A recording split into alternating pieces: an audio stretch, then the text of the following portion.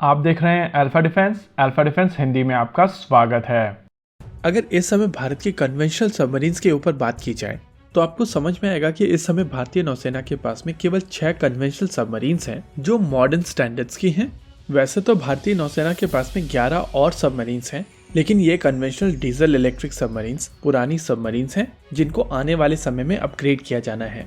नौसेना के पास में कलवरी क्लास की सबमरीन्स के साथ साथ 4 टाइप 209 और 7 सिंधुघोष क्लास की सबमरीन्स हैं। लेकिन इस पूरी फ्लीट में इंडियन नेवी के पास में केवल कलवरी क्लास की सबमरीन्स ऐसी सबमरीन्स हैं जिनको मॉडर्न कंसिडर किया जा सकता है। वैसे तो कारगिल वॉर के बाद में जो कारगिल रिव्यू कमेटी बनी थी उसकी तरफ से जो रिकमेंडेशन आया था उसके हिसाब से भारतीय नौसेना के पास में 24 मॉडर्न डीजल इलेक्ट्रिक सबमरीन्स होनी चाहिए। नौसेना की इस रिक्वायरमेंट को पूर्ण करने के लिए प्रोजेक्ट 75 को इनिशिएट किया गया था और इस प्रोजेक्ट के तहत भारतीय नौसेना को 6 डीजल इलेक्ट्रिक सबमरीन्स मिली हैं। प्रोजेक्ट 75 के तहत अक्वायर की गई स्कॉर्पियन क्लास की सबमरीन भारतीय नौसेना की सभी रिक्वायरमेंट को पूर्ण नहीं कर सकती हैं। वैसे तो फ्रांस से अक्वायर की गई इन सबमरीन्स के साथ में एक air independent propulsion system already मौजूद था, लेकिन उसको भारतीय नौसेना की तरफ से अक्वायर नहीं किया गया है। यहाँ पर हम लोग जिस फ्रेंच AIP के बारे में बात कर रहे हैं उसका नाम है मेस्मा AIP और मेस्मा AIP के अंदर कुछ मूविंग पार्ट्स हैं जिसके चलते ये AIP एक साइलेंट AIP नहीं है। शुरुआती दौर में माना जा रहा था कि लास्ट की 2 स्कॉर्पियन क्लास ऑफ सबमरीन्स में DRDO द्वारा डेवलप किया गया एयर इंडिपेंडेंट प्रपल्शन सिस्टम लगाया जाएगा, लेकिन इस AIP को डेवलप करने में थोड़ा ज्यादा समय लगा और यही कारण था कि DRDO का air independent propulsion system scorpion class के लास्ट 2 सबमरीन्स के साथ में इंडक्ट नहीं किया गया। नौसेना की रिक्वायरमेंट को एग्जैक्टली पूर्ण करने के लिए प्रोजेक्ट 75I को इनिशिएट किया गया था। प्रोजेक्ट 75 की ही तरह इसको भी मेक इन इंडिया के तहत बनाया जाना था और इस प्रोजेक्ट के तहत भारतीय नौसेना को 6 और कन्वेंशनल सबमरीन्स मिलनी थी जो प्रोजेक्ट 75 के मुकाबले ज्यादा मॉडर्न होनी थी। इन सबमरीन्स में एयर इंडिपेंडेंट प्रपल्शन सिस्टम होना था। उसके अलावा इसमें वर्टिकल लॉन्च सिस्टम की मदद से ब्रह्मोस सुपरसोनिक क्रूज मिसाइल्स को लॉन्च करने की क्षमता होनी थी। देखिए, अभी की BrahMos supersonic cruise missile systems ज्यादा मोटी मिसाइल सिस्टम्स हैं और इन मिसाइल सिस्टम्स को टॉर्पीडो ट्यूब से लॉन्च नहीं किया जा सकता।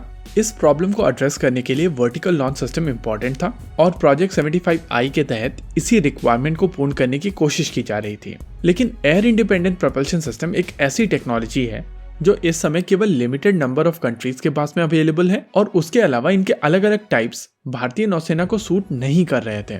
जो परेशानी मेस्मा AIP के साथ में थी वही परेशानी साब की A26 और जापान की सोरियो क्लास की सबमरीन्स के साथ में भी है।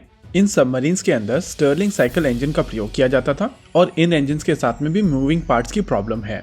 In theory German type 214, Spanish S80 और साउथ कोरियन सबमरीन्स भारतीय नौसेना की रिक्वायरमेंट को पूर्ण कर सकती हैं, लेकिन स्पेनिश S80 सबमरीन को छोड़कर बाकी दोनों सबमरीन्स बड़े हाइड्रोजन टैंक का प्रयोग करती हैं, जिसके चलते सबमरीन के ऊपर ज्यादा स्पेस यूज हो जाता है।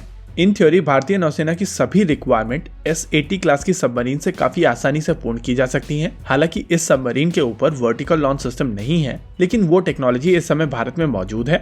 यानी कि अगर भारतीय नौसेना की रिक्वायरमेंट के लिए air independent propulsion system fix कर दिया जाता है तो नौसेना के पास में हर वो टेक्नोलॉजी है जो उनको चाहिए और प्रैक्टिकली इस समय वर्ल्ड में कोई भी ऐसी सबमरीन नहीं है जो नौसेना की सभी रिक्वायरमेंट पूर्ण कर सकती है।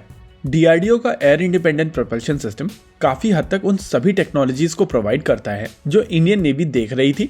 S80 क्लास की सबमरीन इस समय प्रूवन सबमरीन्स नहीं है और काफी हद तक वही स्थिति DRDO के एयर इंडिपेंडेंट प्रपल्शन सिस्टम के साथ में बनी हुई थी। लेकिन अब जब नेवल ग्रुप के साथ में DRDO का ये अग्रीमेंट साइन हो चुका है तो प्रैक्टिकली भारतीय नौसेना के पास में एक और ऑप्शन बचता है, जिसके हिसाब से अगर भारतीय नौसेना indigenous air independent propulsion system Arihant class की सबमरीन्स के लिए डेवलप किया गया वर्टिकल लॉन्च सिस्टम और कलवरी क्लास की सबमरीन्स के लिए डेवलप किया गया इंफ्रास्ट्रक्चर यूज करती है तो नौसेना अपनी रिक्वायरमेंट के हिसाब से ब्लॉक इंप्रूवमेंट करते हुए कन्वेंशनल सबमरीन अपनी रिक्वायरमेंट के लिए बना सकती है और तब भारतीय नौसेना को प्रोजेक्ट 75I की आवश्यकता नहीं पड़ेगी। इन शॉर्ट कहा जा सकता है कि सुपर कलवरी के तहत भारतीय नौसेना को प्रोजेक्ट 75I के लिए इंडिजिनस कंपोनेंट मिल जाएगा, जिसको ब्लॉक इंप्रूव करके भारतीय नौसेना अपनी सभी रिक्वायरमेंट पूर्ण कर सकती है। इसी के साथ आज के इस वीडियो में रखते हैं केवल इतना ही। वीडियो को अंत तक देखने के लिए धन्यवाद। देखते रहिए अल्फा डिफेंस। जय हिंद।